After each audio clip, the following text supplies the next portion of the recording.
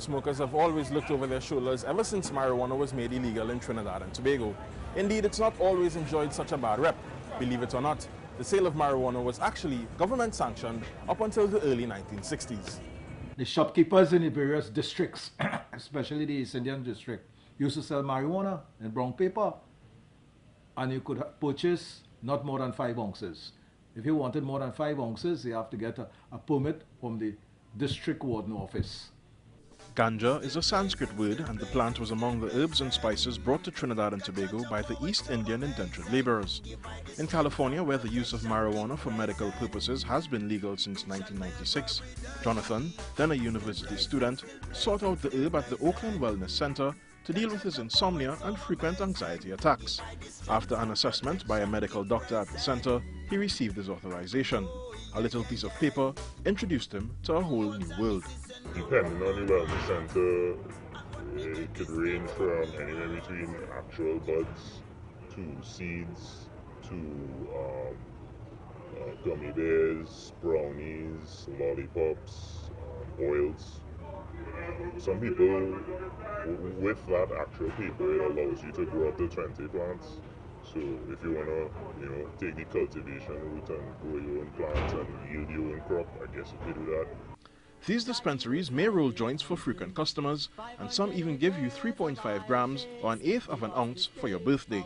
John, who started smoking weed 5 years ago, is not an everyday smoker, but has continued to use marijuana to keep him calm.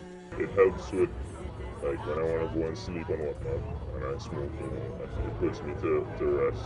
When I have a lot of things going on, in my job or life or whatever and stuff, and I become anxious and I smoke, I'm more relaxed and more complacent towards, actually approaching a situation on a more calmer level as opposed to just being flustered all the time. He notes that weed-related crime in California is almost non-existent.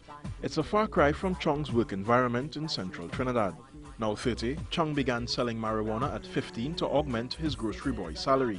He grew up knowing his father smoking it, but he is the first and only member of his family to sell it. So how much weed do you sell on a regular basis, like say on a day-to-day basis, how much marijuana do you sell? Because according to the kind of day you see, on a good day you could sell like a half pound a day.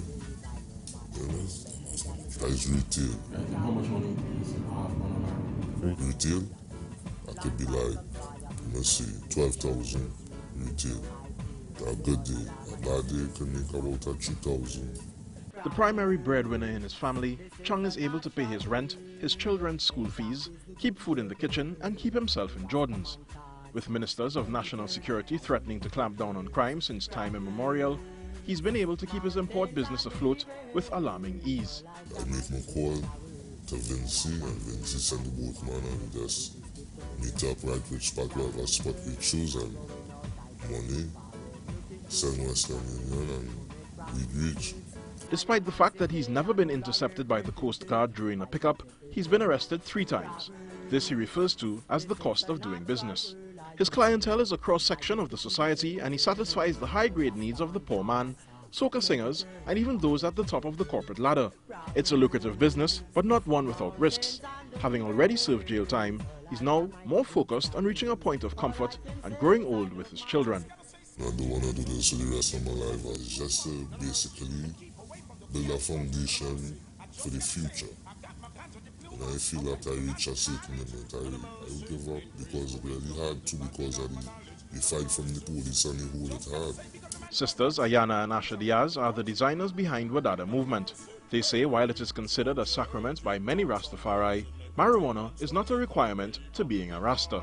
Instead, they insist that Rasta is more than just smoking weed and beating drums, but about communion with God. They have ancient Rastaman and elders who tell you they don't smoke marijuana. They don't smoke. Your body's a temple and smoking pollutes your body, no matter what it is you're smoking. Because it's still filling the lungs with tar and whatever else that goes inside. But it's not something that, for me, or for Asha, I guess, that it needs to be, okay, because I'm a Rasta woman, I need marijuana. It has nothing to do with I'm a Rasta woman without marijuana, and I'm a smoker without being a Rasta. That's not to say they don't light one up ever so often.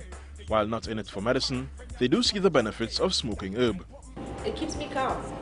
Like, Don't get me wrong, I'm not aggravated when I'm not high, but it's